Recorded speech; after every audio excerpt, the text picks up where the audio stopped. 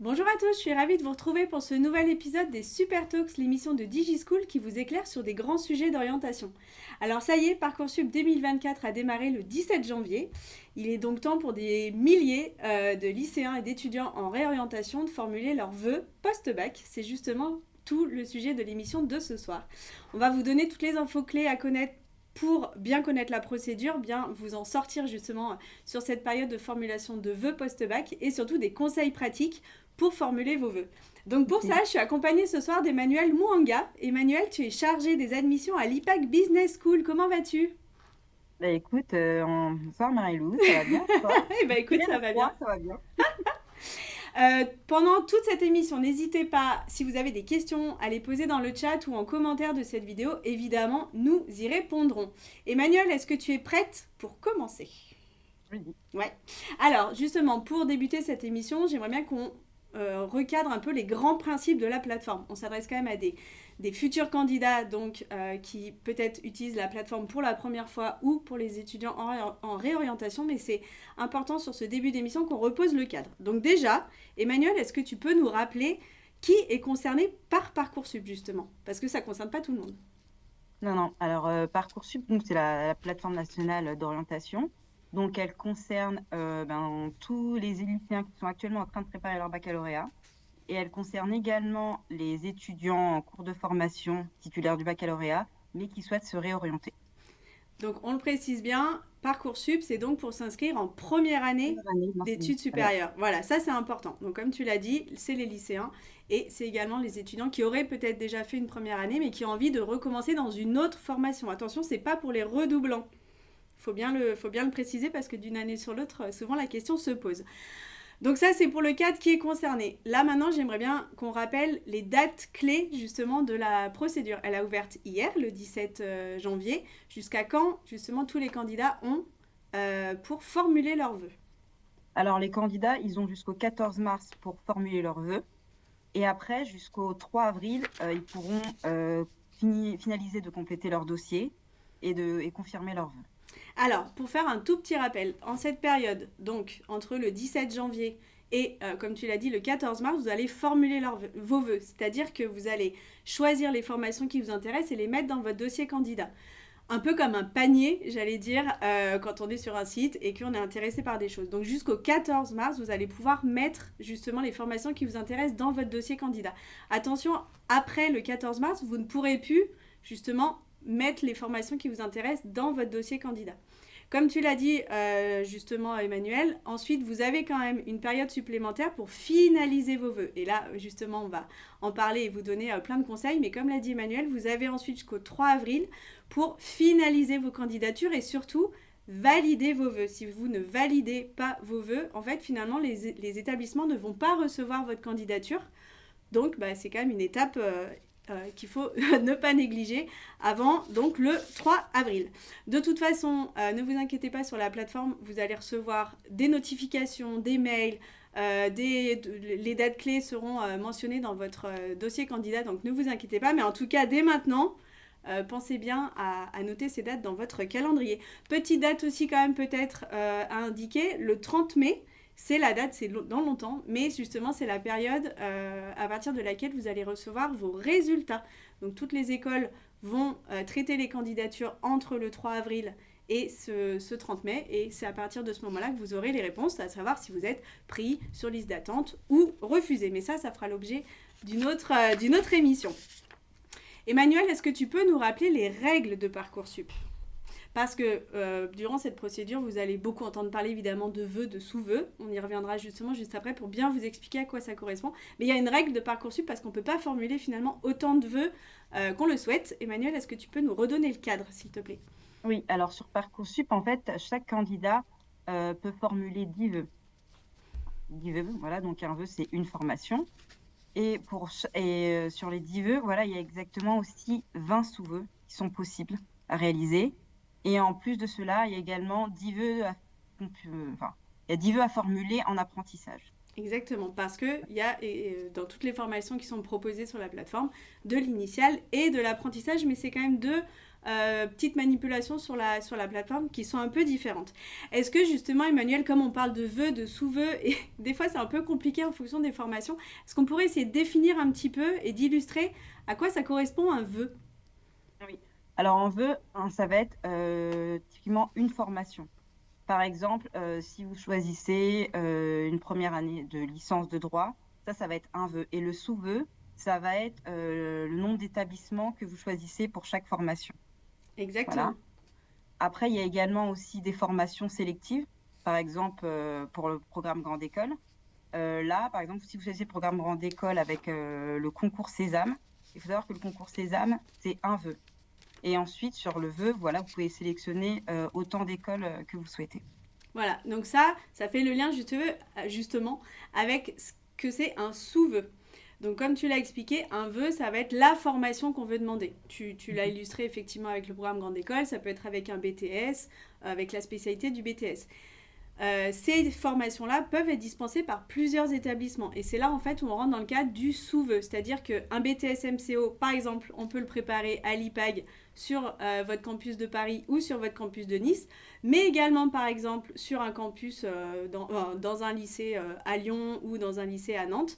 Chaque établissement qui propose cette même formation sera considéré comme un sous-vœu. Et donc vous verrez, là aussi pas de panique, la plateforme Parcoursup gère l'affichage de tout ça et gère le décompte justement des vœux que vous formulez. Mais vous allez voir au niveau de votre interface sur l'espace candidat, ce sera bien mentionné. Et donc là, on va parler de vœux multiples. Voilà, c'est pour en arriver pour bien comprendre les terminologies parce que souvent les candidats sont un petit peu perdus dans tous ces termes. Donc voilà, un vœu, le BTS MCO, le bachelor par exemple aussi que vous pouvez proposer à l'IPAG ou encore, et ça c'est aussi la spécificité des concours, c'est qu'un concours ça représente un vœu.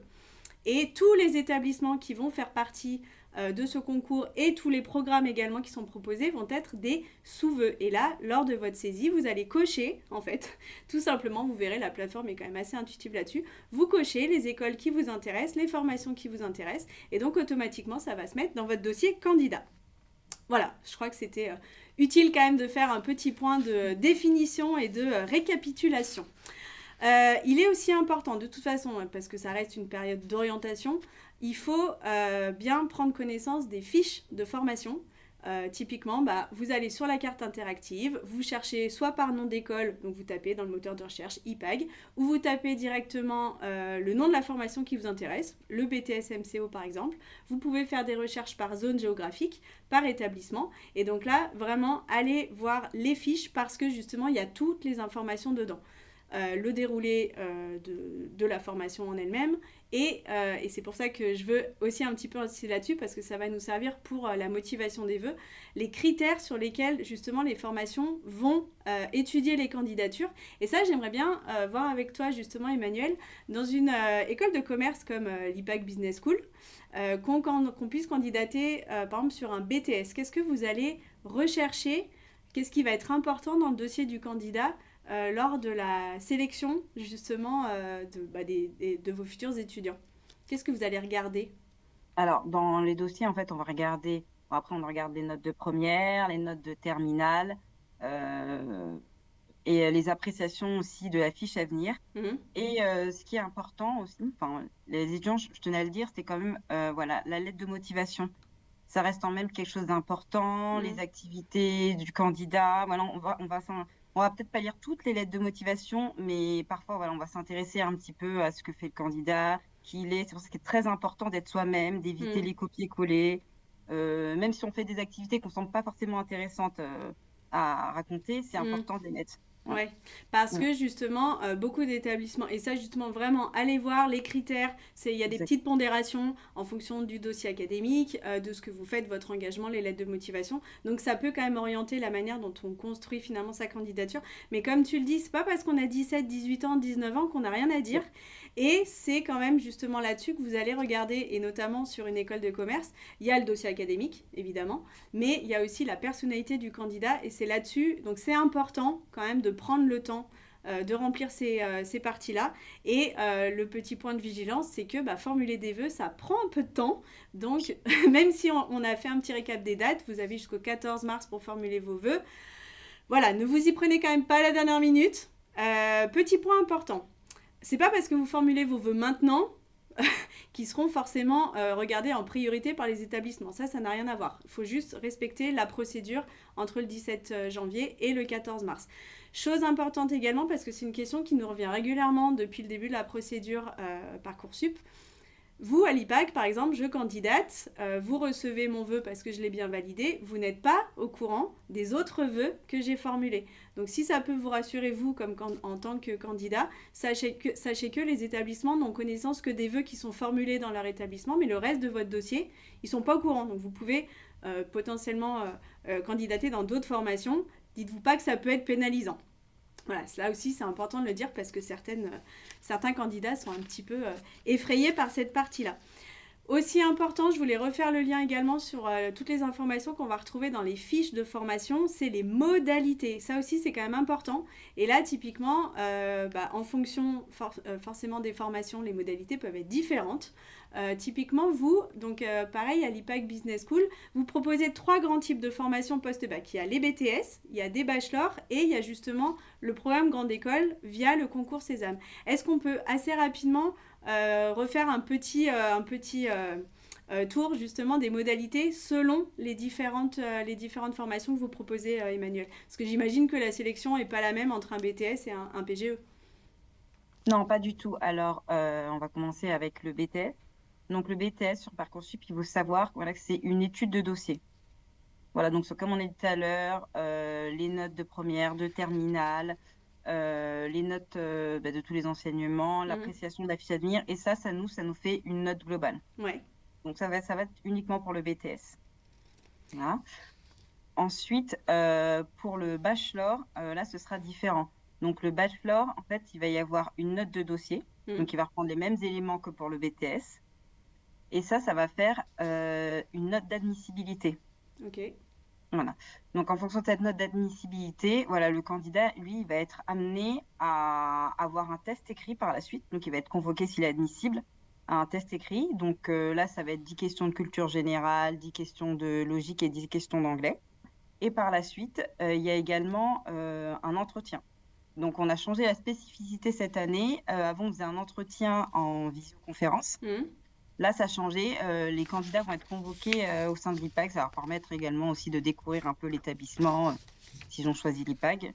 Et à partir de ce moment-là, c'est avec toutes ces notes-là qu'on va décider si le candidat ou pas est admis à la fin à l'IPAG. Okay. Donc ça va être pour nos 3 bachelors. Ouais. Donc bachelor commerce international, bachelor management du luxe et le bachelor marketing et communication digitale. Ça, le candidat, avec les spécialisations là que tu viens de nous énoncer, ça correspond bien à des sous-vœux, ce qu'on disait tout à l'heure. Donc, on fait un vœu pour le bachelor et on sélectionne les spécialités qui peuvent nous intéresser, une ou plusieurs. Et ça vaut pour une candidature. Vous allez bien recevoir la candidature du lycéen ou de l'étudiant en réorientation qui souhaite justement postuler dans cette formation-là. Voilà, exactement. Et ensuite, là, nous avons le programme Grande École en 5 ans. Donc sur le programme de Grande École, il va y avoir 3 tracks pour le coup à choisir, si on peut choisir. Donc il va y avoir le main track, donc 100% francophone. L'American track qui est un programme Grande École en 5 ans qui va se faire tout en anglais. Ouais. Et on a en 3e spécificité, c'est management et ingénierie. Et ça, ce sera uniquement sur le campus de Nice. Ok. Là aussi, vous verrez sur l'interface. Vous avez à sélectionner, vous aurez une grande liste parce que c'est ça que le concours Sésame regroupe quand même beaucoup d'écoles cette année. Et donc vous choisissez parmi tous les programmes, de toute façon tout est indiqué, vous choisissez les programmes, vous trouvez IPAG avec le nom du programme qui est en face, vous cochez et vous verrez qu'une fois que vous l'aurez validé, mis en tout cas dans votre dossier candidat, ça va se récapituler et puis comme ça derrière, ça permet en une seule candidature de pouvoir postuler sur plusieurs formations différentes. Voilà. Et la spécificité, donc le programme Grande École, donc il faut bien s'inscrire au concours Sésame. Voilà, le concours Sésame. Et donc c'est bien un seul vœu. Et ensuite, chaque école voilà, va coefficienter toutes les notes du concours Sésame. Donc, à Mm. savoir, le concours Sésame, il va y avoir une épreuve, enfin, une note de dossier Ouais. d'admissibilité au concours. Ensuite, il y aura la note de l'écrit des candidats qui vont passer des épreuves écrites, Mm. s'ils sont admissibles. Et enfin, il y aura la note également des oraux. Et ça, c'est Voilà. aussi important de le préciser quand même en règle générale dans les concours, c'est que même si, comme on vient de le dire, il y a beaucoup d'écoles, il y en a 16 cette année, qui sont regroupées au sein d'un même concours, mais pour autant, vous n'avez pas forcément tous les mêmes critères de sélection et comme tu le dis, tous les éléments justement de candidature ne sont pas au même coefficient, ce qui permet d'avoir des notes différentes et donc d'être potentiellement admis dans certaines écoles et pas dans d'autres, même si on passe par l'intermédiaire d'un seul vœu, par l'intermédiaire du concours. Là aussi, je préférais le Oui. préciser parce que ça peut être important, enfin c'est important quand même de donner cette info-là. Et même au sein de l'IPAC, par exemple, si vous candidatez pour le programme Mentrac, voilà, vous pouvez être admis en programme Mentrac, mais par exemple ne pas être admis en programme, enfin, en SWO management et ingénierie. Mm. Donc c'est important voilà, de bien sélectionner, et même si vous n'êtes pas admis dans un SWO, vous pouvez être admis dans un autre. Quand justement vous regardez comment est présenté le concours Sésame par l'intermédiaire des formations justement que tu viens de nous parler, donc sur l'interface vous verrez il y a tous les champs qui sont à remplir parce qu'une fois que vous avez sélectionné votre formation et que vous l'avez mis dans votre dossier Parcoursup, il va falloir justement remplir chacun des vœux, motiver chacun des vœux notamment. Vous avez sûrement entendu parler du projet de formation motivée qui est donc une sorte de lettre de motivation. Est-ce que tu peux nous donner quelques conseils, Emmanuel, justement pour le rédiger? La règle, c'est que pour pouvoir valider ce fameux dossier, ce document est obligatoire. Donc dans tous les cas, si vous ne le remplissez pas, vous ne pourrez pas valider votre vœu. La plateforme va vous bloquer à ce moment-là. Donc il faut vraiment pouvoir le remplir. Est-ce que quand même tu pourrais nous dire justement pour les écoles, quand vous lisez justement ces lettres de motivation, qu'est-ce qui va vous taper dans l'œil finalement? Comme je disais tout à l'heure, c'est important de rester soi-même, hein, c'est principal. Ce qui est important aussi, c'est voilà, d'expliquer vraiment tous ces centres d'intérêt, pourquoi l'intégration d'une école de commerce, montrer également son ouverture d'esprit, parce pour les écoles de commerce, c'est très important aujourd'hui d'être ouvert sur le monde. Ça peut être l'intérêt aussi également pour les langues. Voilà, toutes ces choses-là, ce sont importantes pour nous. On regarde sur une candidature. Petite information pratico-pratique justement, c'est que ce fameux projet de formation motivée, vous avez 1500 caractères, donc c'est assez peu, quoi qu'on en dise, donc il faut être assez synthétique. Il y a quelques informations qui ne sont pas obligatoires d'être mises dedans. Pas besoin de rappeler dans quel établissement vous êtes, pas besoin de rappeler forcément, sauf s'il y a un lien vraiment très évident, mais quel type de spécialité vous suivez, parce que tout ça, les écoles ont connaissance de tout ça dans votre dossier académique. Donc allez à l'essentiel, comme tu viens de le dire Emmanuel, motivez bien les raisons pour lesquelles vous souhaitez rentrer dans une formation en particulier, mais on y reviendra après sur la partie centre d'intérêt, mais en tout cas, et on en revient toujours à la même chose, allez voir dans les fiches de formation, parce que justement dans les descriptions, il y a des éléments clés, ce qu'on appelle les attendus. Essayez de corréler justement les attendus des formations avec votre profil pour montrer que finalement vous êtes quand même dans une démarche qui s'inscrit dans la dynamique de la formation et que ça pourrait vous convenir. J'aimerais, avant de te reposer une autre question sur la lettre de motivation liée au concours, j'aimerais juste préciser une petite chose. Donc vous verrez, quand vous allez remplir justement, motiver chacun des vœux, vous ne pouvez joindre que les documents qui sont demandés par les établissements. C'est-à-dire que, par exemple, là aussi question récurrente d'une année sur l'autre, on ne peut pas joindre une lettre de recommandation, par exemple. Tous les documents qui sont demandés pour les candidatures sont spécifiés. Alors peut-être d'une formation à une autre, on peut vous demander des choses différentes. En tout cas, il y a toujours un projet de formation motivé. Vous pouvez éventuellement, pour les candidats en réorientation, joindre une fiche de suivi que vous pourrez, qui peut expliquer pourquoi vous souhaitez vous réorienter. Mais en tout cas, on ne peut pas joindre des documents annexes, d'autres documents que ceux qui sont demandés par les formations. Petite question là aussi, effectivement, Emmanuel, dans le cadre d'un concours, comme on l'a dit tout à l'heure, il y a beaucoup d'écoles qui sont rattachées dans un seul concours, et pour autant, comme on formule qu'un seul vœu, on fait qu'une seule lettre de motivation. Ce serait quoi ton conseil, justement, pour un candidat qui peut-être demanderait l'IPAG et peut-être d'autres écoles en même temps pour tenter. Mais pour quand même se démarquer, parce que si on met une école en avant plus qu'une autre, à moins qu'on en ait vraiment une en tête, voilà, on est un peu confronté à comment on fait pour taper dans l'œil un peu de toutes les écoles quand même. En fait, je pense que s'il faut mettre en avant, ce qui est important, c'est surtout le projet professionnel du candidat. Ok. Parce qu'au final, enfin, il y a plusieurs écoles de commerce, mais de toute façon, peu importe le chemin généralement qu'on prend dans les écoles de commerce, voilà, si on veut être amené à exercer un métier, Mm. voilà, peu importe l'école de commerce, je pense qu'elles forment toutes à peu près au management en général. Mm. Donc c'est important, c'est vraiment développer le projet professionnel et Ok. voilà, comme ça, ça peut coïncider avec toutes les écoles. Ok. Mm. Là, on a quand même pas mal balayé justement les modalités pour formuler un vœu. Donc ça, évidemment, vous pouvez le faire, vous devez le faire autant de fois que de vœux qui sont formulés. Il y a une autre partie, et on a commencé à en parler justement tout à l'heure, une autre partie qui est hyper importante dans votre dossier Parcoursup à remplir, c'est la partie qui s'appelle activités et centres d'intérêt. Cette partie-là, c'est pas une partie qui va mettre l'accent sur vos résultats académiques. Voilà, il y a la partie dédiée avec vos bulletins de notes par matière. Ça, c'est la partie, résultats scolaires.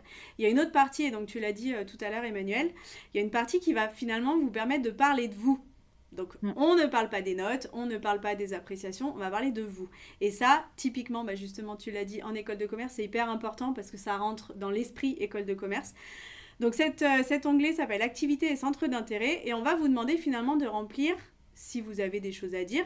Et là aussi, on le redit, à 17, 18, 19 ans, on a quand même des choses à dire. On va vous demander finalement de partager vos expériences si vous avez fait du bénévolat, si vous êtes dans une association, si vous avez voyagé, si vous avez appris des langues, des choses comme ça. Est-ce que tu peux nous donner quelques petits conseils justement là-dessus, Emmanuel, pour bien remplir cette partie et prendre le temps de la remplir? Parce que justement, les écoles regardent cette partie-là. Alors, en fait, je pense que c'est important, c'est de son côté de faire un brouillon et de cibler un petit peu toutes les activités qu'on a fait un peu comme sur un CV et juste bien les détailler et se dire que dans les écoles de commerce, voilà, généralement, quand on y rentre, on adhère tous à une association. Donc, c'est important de vraiment développer toute cette partie-là, voilà, de dire ce qu'on aime, ce à quoi on a participé et même se renseigner éventuellement sur les écoles sur lesquelles on a candidaté et voir un petit peu le type d'association. Et pourquoi pas, si on en a un peu en commun, justement, de bien les mettre dans cette partie-là, pour que justement, nous, on puisse voir ça, c'est important.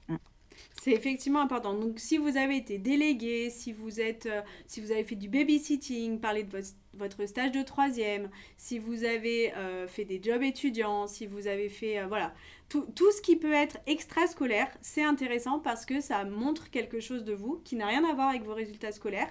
Et des fois, ça peut faire quand même la différence à la fois dans les sélections et pour les écoles, ça leur permet quand même aussi d'en savoir un petit peu plus sur vous. Une fois qu'on a rempli tout ça, on a quand même fait un gros du chemin sur les candidatures Parcoursup. Est-ce que tu aurais des erreurs à éviter à nous partager, Emmanuel, justement? Oui, alors justement, je dirais, c'est de ne pas faire qu'un seul vœu. Parce qu'il y a des... Sachant qu'on a 10 vœux, 10 possibilités de vœux, c'est important de se donner la possibilité de faire plusieurs choix. Même si le dossier il est en béton, on est sûr de soi, il faut profiter de faire vraiment ces 10 vœux parce que on peut être surpris, on ne sait jamais, surtout sur les formations sélectives. Voilà, il y a de la concurrence, donc c'est vraiment très important de faire plusieurs vœux. Ne pas s'y prendre non plus trop à la dernière minute. Ça, on ne dira jamais assez, je crois. On le sait, hein, on sait jamais, les derniers jours, la plateforme qui peut bugger parce que tout le monde s'y prend justement à la dernière minute. Non, il faut prendre le temps même s'y prendre tout au début, de faire son dossier, et petit à petit retourner sur la plateforme, le compléter, formuler de nouveaux vœux. Ça, c'est quelque chose de très, très important parce que tous les ans, des fois, on a des candidats qui nous envoient des mails, on oublie, on n'a pas fait à temps, et qui se retrouvent en phase complémentaire, perdus. Et ça, c'est le type d'erreur à éviter. Vraiment. Ouais, ce serait quand même dommage. D'autant que vous avez le temps, il faut vous renseigner dans tous les cas, même si la démarche de connaissance des formations, ça fait un petit moment qu'elle a commencé, mais vous avez le temps. Profitez des prochaines vacances, profitez des journées portes ouvertes. Alors ça, je voulais y venir parce que c'est aussi des choses qu'il faut mentionner dans vos candidatures.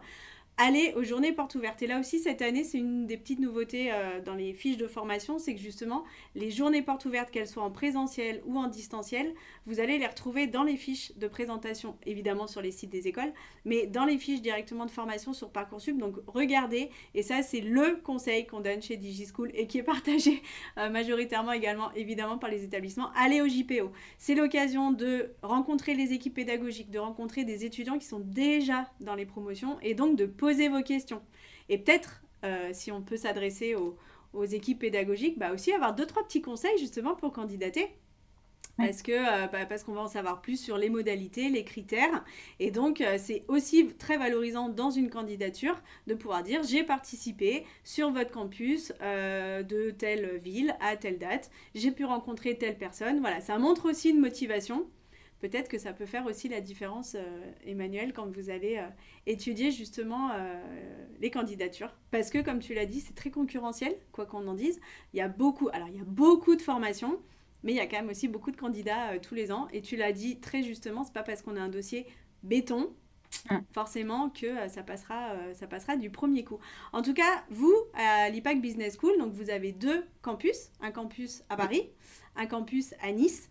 À chaque fois, les formations que vous proposez, on le rappelle, ça correspond à des sous-vœux. C'est-à-dire que si demain, moi, j'ai envie de candidater sur un de vos BTS MCO, je candidate une seule fois sur Parcoursup, mais je peux finalement demander les 2 campus et je peux être pris dans l'un et pas forcément dans l'autre. Oui, surtout oui, par rapport au nombre de places, exactement. Ouais, Voilà. ce qui arrive tous les ans. Oui. Mais là aussi, tu l'as dit très justement, ne formulez pas qu'un vœu. Essayez même, s'il y a une filière qui vous intéresse en particulier, de voir éventuellement peut-être les différents types de formations que vous pouvez suivre pour y accéder. Parce que voilà, ça reste quand même très important. Et de vous renseigner. Est-ce que tu as un dernier conseil à partager à tous ces étudiants, futurs étudiants? Oui, alors voilà, quand vous faites vos vœux, donc après il y a la phase d'admission, vous recevez vos réponses. Voilà, je pense que même si vous n'avez pas forcément été accepté dans une formation, faut pas désespérer parce que si vous entrez dans une première année, il faut savoir qu'après par la suite, si vous vous renseignez bien sur les formations, il y a les admissions parallèles dans chaque école, dans chaque établissement. Donc même si la première année vous n'êtes pas forcément satisfait de votre choix, il faut savoir qu'en deuxième année, voilà, vous pouvez forcément faire des admissions parallèles et vous réorienter. Donc voilà, il faut rester motivé, déterminé et tout va bien se passer. Et de toute façon, les écoles restent quand même des points de contact si vous avez la Exactement. moindre question sur vos parcours d'études, sur le déroulé des études, sur les admissions en règle générale. Là, évidemment, on parle de Parcoursup ce soir parce que il va falloir concrètement saisir des choses. Mais si vous êtes intéressé par une formation, quelle qu'elle soit, dans une école, allez à la rencontre justement des écoles ou appelez-les, tout simplement. Tous les contacts sont disponibles pour poser toutes vos questions. Ce serait quand même trop dommage de passer à côté juste parce qu'on n'a pas osé poser une question. Et donc les JPO, on le redit, reste quand même un super moment justement pour pouvoir dénouer des petites questions qu'on aurait et qu'on aurait peut-être un peu peur de poser. C'est normal à 17, 18, 19 ans quoi.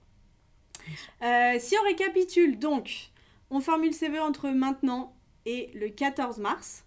Une fois que vous aurez mis justement les formations qui vous intéressent dans votre dossier candidat, vous aurez jusqu'au 3 avril pour faire, comme on l'a dit, saisir votre projet de formation motivé. Vous aurez le temps de le faire avant, attention, si vous pouvez tout faire en même temps. Par contre, c'est la date limite. Vous ne pourrez plus remplir votre dossier. Donc, saisir les projets de formation motivés. Vous acquittez des différents frais d'inscription si il y en a en fonction des formations. Là aussi, c'est mentionné dans les fiches de formation. Après, donc, c'est les écoles qui prennent le relais sur l'étude des dossiers et vous aurez donc vos réponses à partir du 30 mai. Je vais dire n'importe quoi. Le 30 mai. Je crois qu'on a relativement bien balayé justement toute la procédure. Est-ce que tu peux nous dire 3 mots justement pour les étudiants ou les futurs étudiants qui justement se posent la question d'intégrer une école de commerce? Est-ce que tu pourrais leur donner un petit conseil, qui ferait qu'on aurait envie de franchir le pas école de commerce si on n'y avait pas forcément pensé? Alors moi, je dirais que l'école de commerce, ça reste quand même un enseignement en général multithéorique. Voilà. Si vous ne savez pas forcément quoi faire, voilà, vous avez toutes les possibilités de découvrir le management, le marketing, la finance, voilà. C'est vrai que les programmes grande école, même le programme grande école, c'est vraiment quelque chose de vaste. Si vous sentez que bah, vous dites m'engager sur 5 ans, c'est énorme, je sais Mm. pas quoi faire, ne vous inquiétez pas, il y a également les BTS, les bachelors qui sont un peu plus professionnels, qui vous permettent de faire des stages. Et du coup, à la suite, soit vous vous dites, ben, moi, je veux commencer ma carrière professionnelle, soit vous dites, ben, écoutez, je veux continuer sur des programmes grande école. Mm. Ouais, c'est Donc, très important. Voilà, je donc pense que l'école de commerce aujourd'hui, c'est vrai qu'avant, on se disait, enfin, moi, à mon époque, oui, c'est destiné à une élite, c'est pas pour tout le monde. Non, en fait, c'est accessible, c'est vraiment accessible à tous les bacheliers mm, aujourd'hui. Et puis avec de la motivation, voilà, je pense que tout le monde peut y arriver. Tous les ouais. programmes sont faits pour tous Mm. les bacheliers. Ouais. Et comme tu le dis, ce qui est vraiment intéressant, c'est qu'effectivement, ça peut correspondre à une envie de faire des études plutôt courtes, avec Oui, donc justement, comme tu l'as dit, des BTS, des bachelors qui sont en 3 ans et des programmes grande école qui sont directement en 5 ans. Ça peut faire peur pour certains, effectivement, de se dire, ah, est-ce que je vais me lancer dans 5 ans directement? Donc il y a le choix. N'hésitez pas, justement, et tu l'as donc dit tout à l'heure, regardez un petit peu toutes les formations qui peuvent vous correspondre et essayez de bah finalement, faut tenter hein, quand même. Si on sait que ça peut rentrer dans le cadre de notre projet d'études, foncez, 10 vœux, quoi qu'on en dise. Sur les 10 vœux, les 20 sous-vœux, ça permet quand même, quoi qu'on en dise, de candidater à pas mal d'établissements. Donc, profitez de l'opportunité. Bah écoute Emmanuel, merci beaucoup pour tes explications et tes conseils. J'espère que bah, justement vous serez un petit peu mieux armé pour réussir justement cette procédure et le faire surtout sereinement. N'hésitez pas, on le redit encore et encore, allez au JPO, c'est hyper important.